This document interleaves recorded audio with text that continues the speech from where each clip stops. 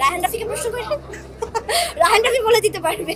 অবশেষে রায়হান রাফির পরিচালনায় কাজ করতে যাচ্ছেন লিটল সুপারস্টার দিঘি। বিগ বাজেটের তুফান সিনেমার পর এবার জাজ মাল্টিমিডিয়া ও জিতের প্রযোজনা সংস্থার ব্যানারে একটি বিগ বাজেটের সিনেমা নির্মাণ করবেন রায়হান রাফি। আমার কোরবানি সাকিব ভাইয়ের সাথে রোজাইটা। মূলত তুফান সিনেমার পর থেকে পরিচালক রায়হান রাফির সাথে দেব অথবা জিতের একটি সিনেমা নির্মাণের গুঞ্জন শোনা যাচ্ছিল।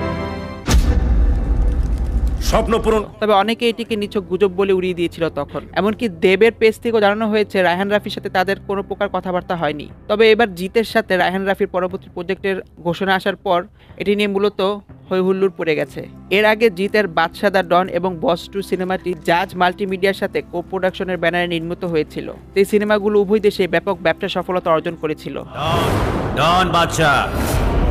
অনেকদিন ধরেই ভালো যাচ্ছে না জাজ মাল্টিমিডিয়ার দিন, মন্দা চলছে জাজ মাল্টিমিডিয়া। তবে এবার ধারণা করা হচ্ছে জিতের সাথে এবং রায়হান রাফির পরিচালনায় আপকামিং এই সিনেমাটি ব্যাপক আলোড়ন তৈরি করবে। তো বন্ধুরা, এই বিষয়ে আপনাদের কি মত তা আমাদেরকে কমেন্টের মাধ্যমে জানান। ছিল লায়ন আমার এরকম একটা প্রজেক্ট। আমাদের প্রায় 65% শুটিং সাগরে। আমার কোরবানি সাকিব ভাইয়ের সাথে রোজাইট লায়ন আসছে। অবশেষে রায়হান রাফির পরিচালনায় কাজ করতে যাচ্ছেন লিটল সুপারস্টার দিঘি। সম্প্রতি এমনই একটি ঘোষণা দিয়েছেন পরিচালক নিজেই। জানিয়েছেন দিঘির সাথে তার সকল বিষয়ে মিটমাট হয়ে গেছে এবং তারা শীঘ্রই একটি আপকামিং প্রজেক্ট নিয়ে সকলের সামনে আসছে। ভালো গল্প, ভালো সে ডিরেক্টর, ভালো গল্প, ভালো হলে সবকিছু ভালো হলে আমার মনে হয় না আপত্তি দেখানোর মতো কোনো ওয়েও থাকবে। রাফি ভাইয়ের সিনেমা তো টুইস্ট, পুরো সিনেমা তো থাকবে, এটা আমরা জানি। মূলত দিঘি এই প্রজেক্টটি করার জন্য সম্পূর্ণভাবে প্রস্তুত। তাকে অনেকটা ডিফারেন্ট লুকে এবং ভিন্নভাবে উপস্থাপন করবেন পরিচালক রায়হান রাফি।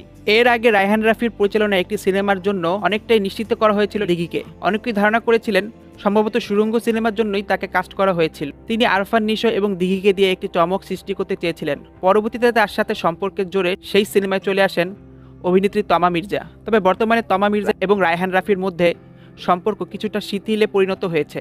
তাই রায়হান রাফি একে একে বিভিন্ন প্রজেক্ট নিয়ে সকলের সামনে আসছে, যার একটিতেও নেই তমা মির্জা।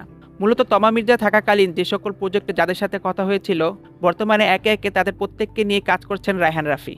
এর আগে মেগা স্টার শাকিব খানকে নিয়ে প্রেমিক শিরোনামের একটি সিনেমা করার কথা ছিল রায়হান রাফির। পরবর্তীতে তিনি এই সিনেমাটির প্রজেক্ট যখন বাতিল করেন তখন ব্যাপক সমালোচিত হন।